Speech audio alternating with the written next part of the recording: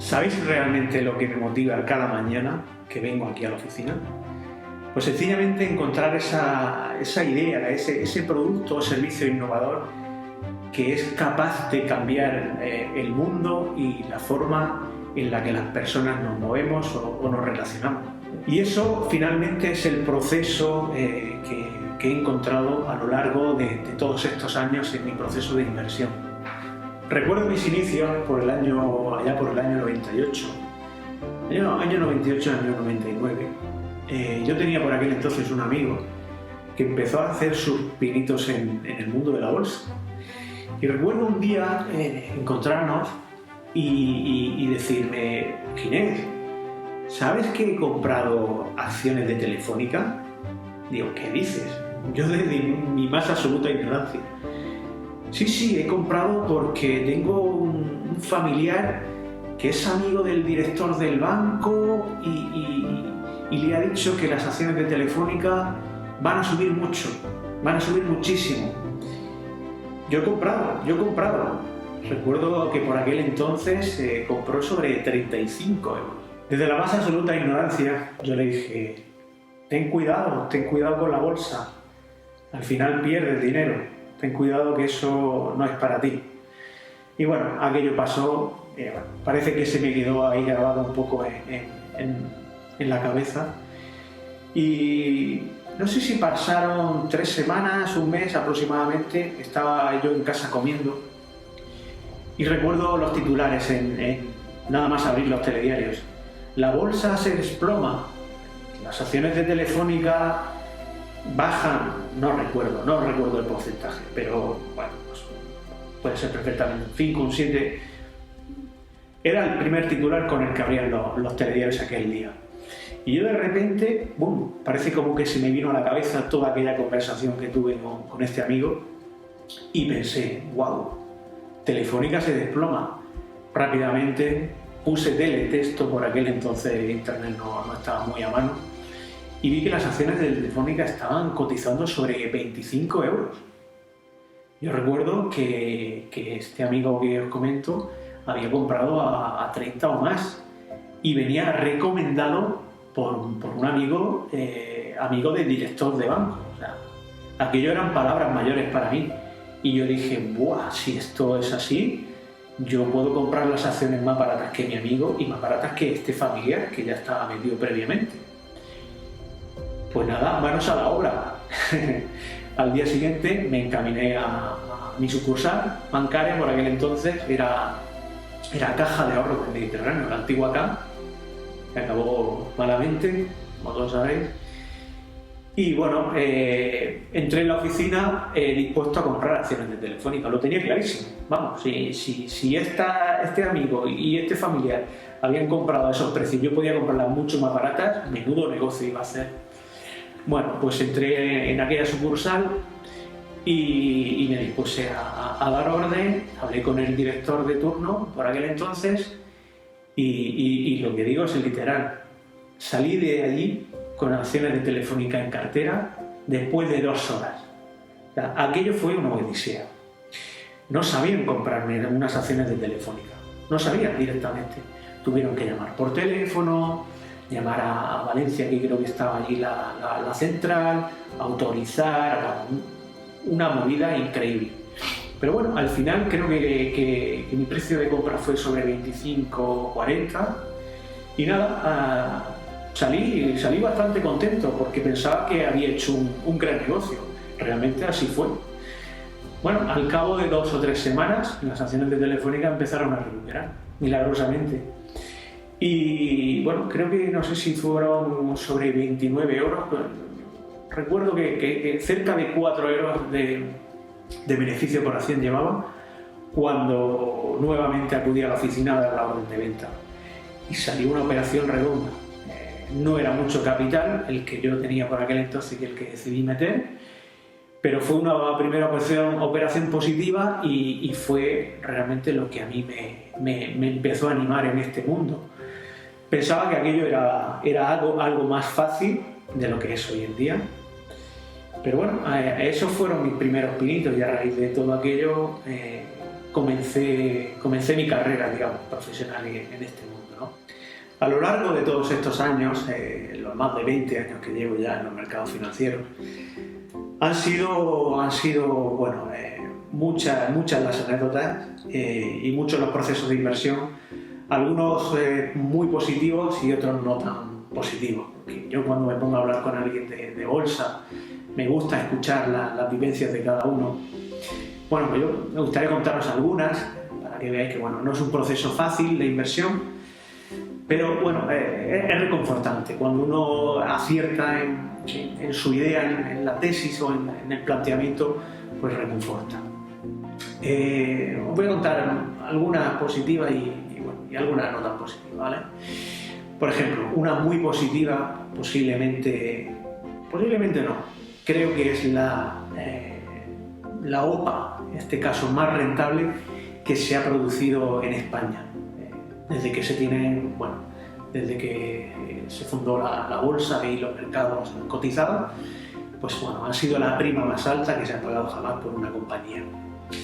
¿Qué ocurrió? Bueno, recuerdo que no sé si era jueves o viernes por la tarde, Metrovacesa, en este caso, es la empresa Opada. Metrovacesa, como digo, venía de su época del esplendor, ¿no? De la construcción, del ladrillo, de aquellos 2006, 2007 eufóricos, donde, bueno, ¿qué os puedo contar, no?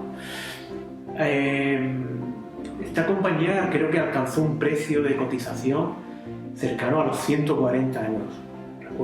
Recuerdo días de estar suspendida con volatilidad al alza. Sencillamente no había oferta.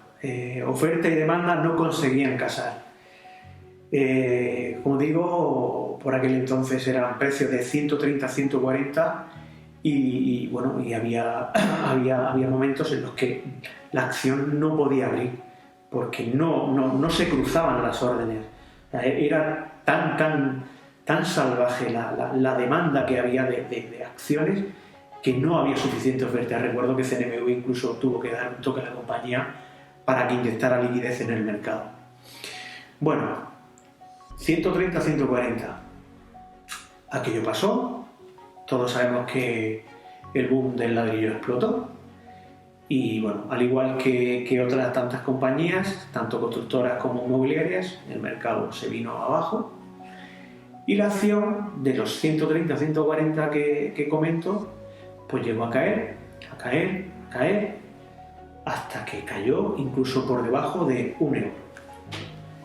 Bueno, como digo, no recuerdo si era jueves o viernes por la tarde, estaba cotizando la acción de Metrovacesa en 0,80 céntimos de euro, cuando había alcanzado en su pico más alto los 130, 140 por acción. Imaginad el drama. Recuerdo que por aquel entonces los inversores, tanto pequeños como grandes, teníamos una pequeña, digamos, guía entre comillas, porque había que saber cómo actuaban las agencias. Pero bueno, cuando digo guía es que en el mercado, cuando se cruzaban operaciones, se podía ver quién estaba comprando y quién estaba vendiendo. Me refiero a las agencias finales. En este caso, por ejemplo, recuerdo que aquella tarde o aquel día la agencia suiza Warburg, había también agencias importantes que no eran españolas, eran foráneas. Estaba Morgan Stanley, había brokers muy fuertes comprando en aquella sesión, ¿no? Acciones. A mí me resultó curioso, me llamó la atención qué hacía esta gente comprando de esa manera, ¿no? Y yo compré.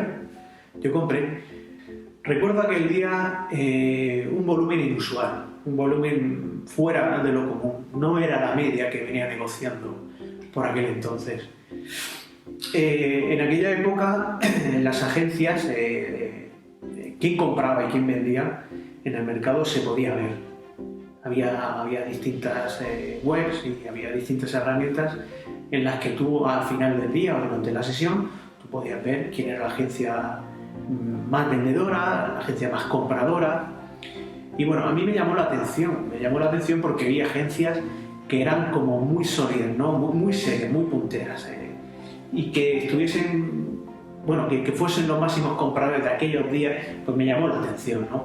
Eran como una guía. Yo recuerdo que cuando, por ejemplo, aparecía Warburg, pues bueno, el famoso banco de inversión suizo, pues era como una cosa muy fiable, ¿no? Donde entraban ellos, compradores, había que estar.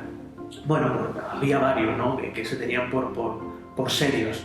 Luego había otras agencias que sabías que al final del día cerraban posiciones y se quedaban, digamos, cuadradas. Eran más al intradía, por así decirlo. Pero bueno, aquel día el volumen era inusual. Yo me decidí a comprar porque bueno, pensé que podía empezar a remontar, porque como digo inicialmente, Metrovacesa fue la estrella, una de las estrellas, ¿no? de la bolsa, alcanzando esos más de 100 euros. Y bueno, compré aquella tarde a 0,80, lo recuerdo perfectamente. Y bueno, una hora después de mi compra, la acción deja de cotizar. Deja de cotizar no porque el mercado cerrase, sino porque de repente la Comisión Nacional del Mercado de Valores decide suspender la cotización. Yo me quedé perplejo, me asusté, porque claro, lo primero que piensas es que la compañía se ha ido al garete. Porque si vemos la trayectoria que llevaba y cómo estaba por aquel entonces todo el sector, pues lo primero que piensas es que has perdido todo el dinero. Bueno, eso fue sobre las 4 y algo, 5 de la tarde, los mercados cierran a las 5 y media. Y bueno, hasta las 6 de la tarde no salió el comunicado del motivo, ¿no? De esa suspensión. Bueno, pues cuando se lanzan los comunicados a las 6 aproximadamente, son varios, ¿no? Y vienen desde distintos bancos. Recuerdo que venía de Santander, de Banesto, de BBVA. Bueno, todos esos bancos tenían participación en Metrovacesa y sencillamente lo que pasó es que se pusieron de acuerdo y lanzaron una OPA. Una OPA en este caso de exclusión. El precio, bueno, el precio fue un disparate, un verdadero disparate, y ahora os contaré el motivo. La acción, como digo, la paralizaron en 0,80 y la OPA fue a 2,29. Imaginad la prima que se pagó aquella tarde por las acciones de Metrovacesa. Pues no sé, son casi un 200 o no sé. No recuerdo la prima en porcentaje, pero de 0,80 a 2,29. Pues imaginar porque era casi triplicar el capital en una tarde. ¿Por qué? ¿Por qué decidieron pagar esa hiperprima? Que eso no se ha pagado en la vida y posiblemente no se vaya a pagar jamás, porque bueno, es que está fuera de toda lógica. Pues bueno, era muy sencillo. Por aquel entonces, el Banco Central y los organismos europeos exigían a la banca que los activos que tenían inmobiliarios tenían que tener una valoración para cumplir los estándares que el BCE les había impuesto, ¿no? Y claro, no era lo mismo valorar los activos de una participada a 0,80 que a 2, que a 3, que a 5 o que a 10. Calcularon que a 2,29 cumplían el mínimo establecido y como solamente quedaba un 4% de free flow libre cotizando, porque el resto lo tenían, como digo, todos los bancos. Bueno, pues eso a nivel bancario, a nivel del grupo, supuso muy poco dinero, muy poco, pero muy poco, hablamos de, no sé, 30, 40, 50 millones de euros, imaginad, eso para 4 o 5 bancos no es nada, el desembolso que tenían que hacer, y luego la valoración, claro, la valoración sí eran miles de millones y era diferente, porque la cartera de activos de Metrovacesa era inmensa. Pero claro, estaba rota por completo. Entonces, bueno, como había que valorarlos a final de año, pues bueno, la OPA fue sobre el 20-21 de diciembre y claro, tenían que tener estos activos valorados al cierre de ejercicio, ¿no?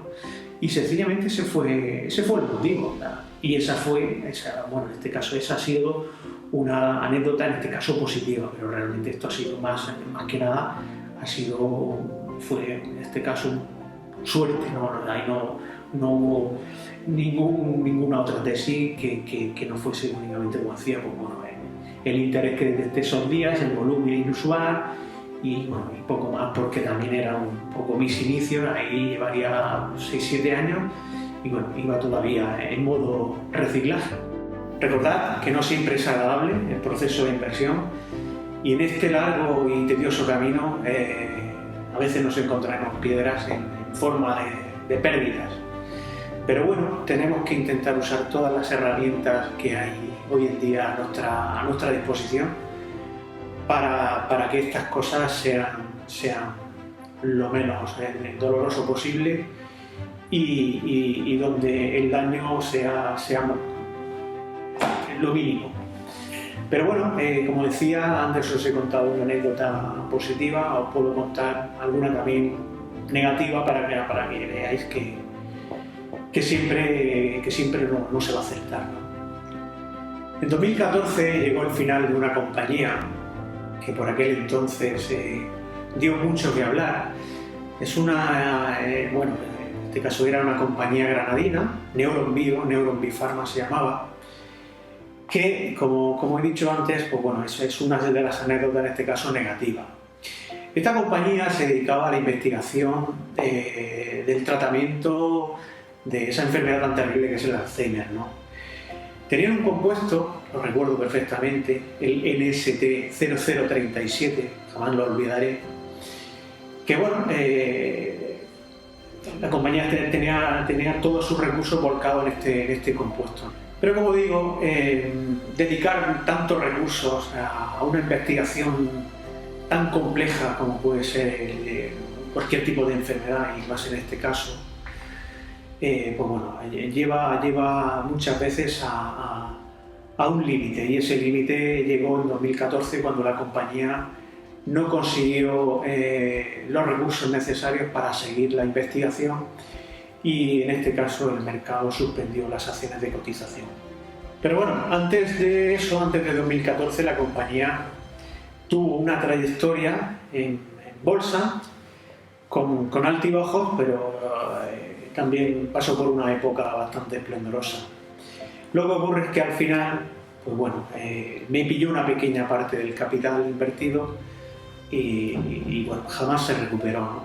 Pero como decía al principio, el mercado pone a nuestra disposición, y las propias compañías, muchas herramientas que tenemos que usar y tenemos que tirar de ellas para que, llegado el caso de que la idea o nuestra inversión no salga, pues bueno, ese daño no sea tan grande, ¿no?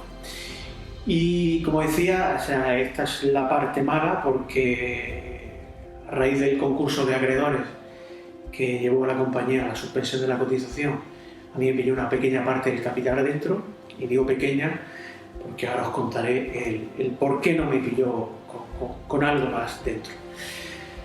Yo, una de las cosas que me gusta, y os animo a todos a hacerlo, es visitar a las compañías, hablar con directivos, hablar con empleados, intentar visitar las instalaciones, daros una vuelta por los alrededores, algo que os llame la atención, una compañía que os guste, que seguís, que tenéis intención de invertir en ella, o simplemente que tenéis acciones. A lo mejor cuando vais de viaje a alguna ciudad y pasáis y veis la sede o la fábrica de X empresa, visitarla, intentar acercaros a ella.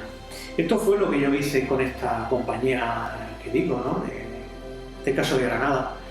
Organicé un viaje, quedé con el CEO y quedé con este caso la directora financiera, y bueno, mostré interés porque tenía cierto capital invertido y tenía pensado ampliar posición. Y como digo, pues cogí mi coche y bueno, fui con 2 amigos y visitamos la compañía. Nos mostraron todas las instalaciones, todos los laboratorios, toda la investigación que estaban llevando a cabo, y vimos cosas que nos gustaron. Pero claro, no deja de ser algo que no está realmente en el mercado aún. Hay un proceso muy largo cuando se saca un fármaco, sobre todo ahora, los tiempos que corren de pandemia. Bueno, las farmacéuticas han acelerado todos los procesos de investigación para sacar una vacuna para el COVID, y eso supone muchos recursos. Hay que volcar muchísimos recursos en forma de dinero para esa investigación, ¿no? Como decía, por eso os animo a visitar a compañías, porque siempre se acaba uno aprendiendo algo nuevo, viendo un producto de primera mano, y en este caso, como decía, esta empresa en Granada nos mostró en su laboratorio cómo estaban llevando a cabo esa investigación del fármaco, ¿no? En este caso. Lo primero que nos contaron es que para las pruebas utilizaban peces, en este caso el pez cebra. El pez cebra, por lo visto, tiene más del 90% de parecido al genoma humano. Entonces es el tipo de pez que estaban utilizando para las pruebas, ¿no? Imaginad una T hueca, ¿vale? Una T. Esa T está llena de agua, ¿vale? En un lateral de la T crearon un pequeño ecosistema con plantitas, piedras, arena, y en la otra punta de la T no había nada, ¿vale? Entonces cogían y soltaban a los peces al inicio, ¿no? Digamos, al rabito de la T, y los peces se empezaban a nadar. Y cuando llegaban a la intersección, pues había peces que iban para un sitio, para la izquierda o para la derecha, ¿vale? A la derecha, imaginaos que estaba el pequeño ecosistema. Bueno, pues este fármaco lo iban inyectando, ¿no? Estos peces. Y claro, el Alzheimer, el recuerdo, ¿vale? Entonces, conforme iban inyectando este gen a los peces, bueno, pues los peces iban nadando, y cuando llegaban a la intersección había peces que recordaban dónde estaba, digamos, la parte que más les gustaba, y era ese pequeño ecosistema. Bueno, pues eso era un día, una semana, un proceso, bueno, largo, y los peces iban poco a poco llegando a la intersección y se iban al pequeño ecosistema. No se iban a la izquierda, que no había nada. Y bueno, me pareció curioso esa parte de investigación, pero claro, como decía al principio, es algo que está todavía en fases tempranas. Muchos querréis saber cómo es mi día a día, ¿no? En la oficina, qué es lo que hago cada día. Bueno, pues yo lo primero que hago cada mañana es la agenda. La agenda es fundamental.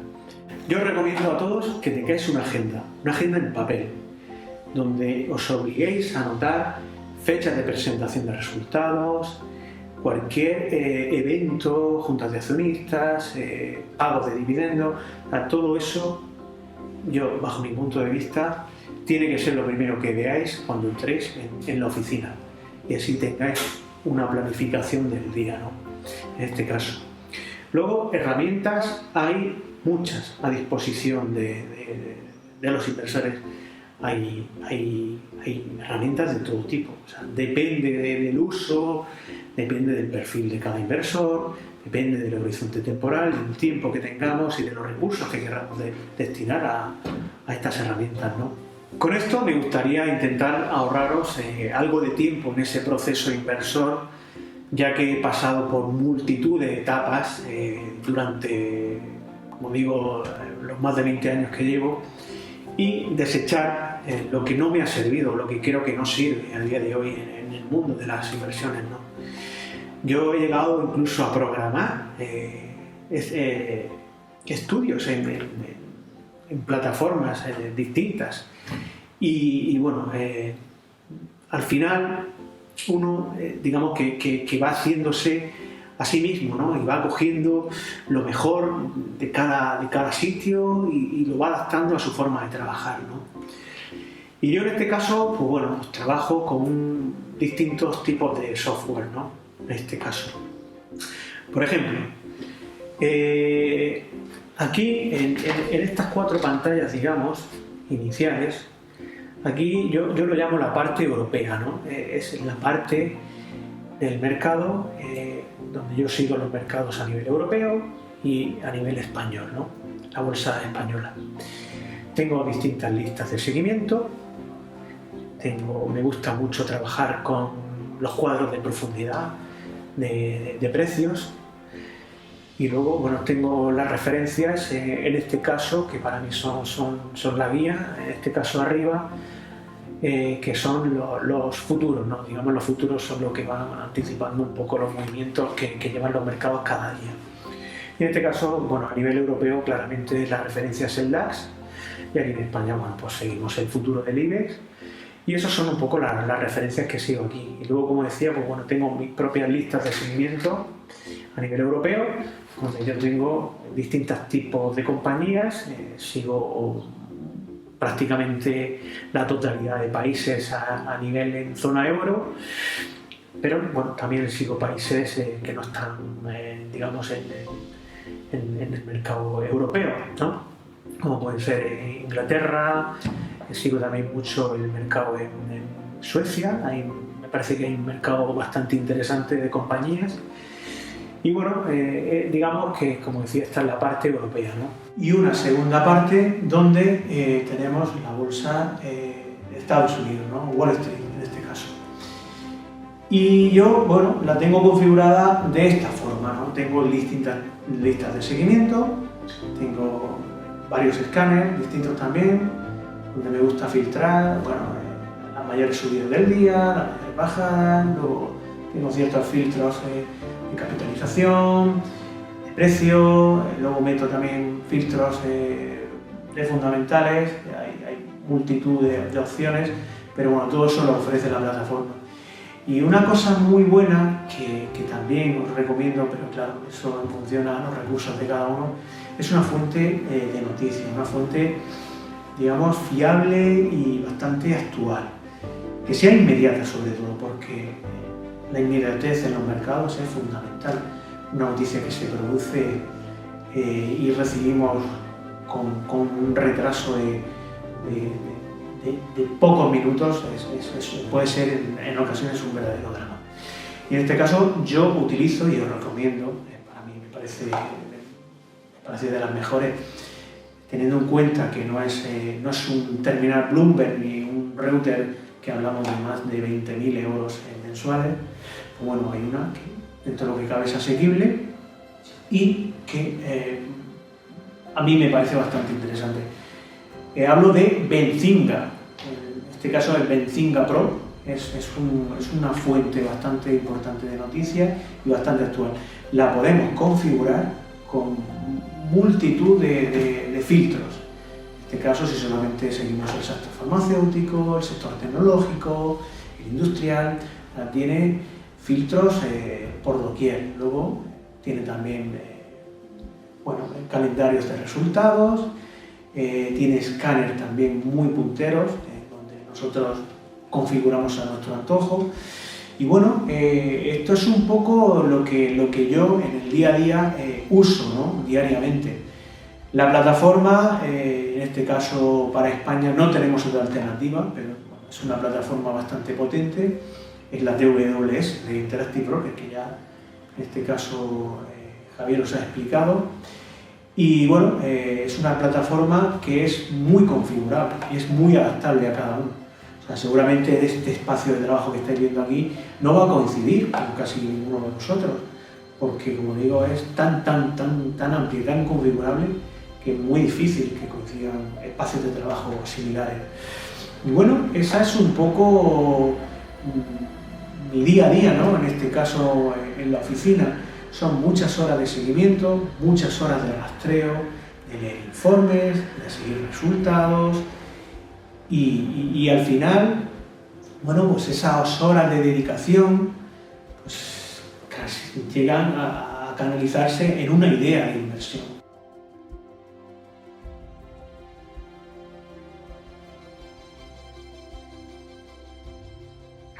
Antiguamente, cuando alguien compraba acciones en el mercado, lo que recibía era el papel. Por eso hoy en día siempre se hace referencia al papel. El mercado está inundado de papel, la acción la inundan de papel, hay mucho papel en el mercado. Viene de esto precisamente. Uno antes compraba acciones y lo que recibía era esto, era como un título con el logotipo de la compañía, con lo que había comprado y con el número de acciones que en este caso tenía anotadas en cuenta. Tengo en el despacho una pequeña muestra, pero dispongo de muchas más. Pero bueno, me parece algo curioso, ¿no? En este caso, hay acciones que muchos, sobre todo en Bolsa Española, conoceréis. Por ejemplo, Sociedad Anónima Cross, la actual Aircross. Es una acción con mucha historia. SNIACE, una papelera histórica cántabra, actualmente no cotiza, fue también al concurso de acreedores. Bueno, aquí hay un buen muestrario de concurso de acreedores. SNIACE, Uralita, también otra desaparecida. Tenemos Seda de Barcelona, otra histórica también, desaparecida. Cementos Portland, antigua Portland Iberia. Se salió de bolsa por una OPA, en este caso, no fue como las primas hermanas que tenemos aquí. Y estas son históricas, es preciosa, es una acción preciosa. Sociedad Metalúrgica Duro Felguera, actual Duro Felguera, es una acción preciosa, si la veis tiene unos dibujos, unos grabados muy bonitos. Estas son acciones de compañías estadounidenses. Esta es una acción muy antigua, tiene más de 100 años, data del 1914, y es papel moneda, es una acción de ferrocarriles, una empresa de transporte de ferrocarriles, muy antigua. Como digo, es papel moneda, toca si es el mismo papel moneda que el actual dólar. Otra compañía americana. Y bueno, aquí tenemos las famosas Matildes, las telefónicas. Acción del 56. Es una histórica. Bodegas Bilbaínas, otra histórica preciosa, una acción preciosa. Bueno, es un pequeño rincón que tengo en la oficina y en el que, bueno, que quería mostraros un poco.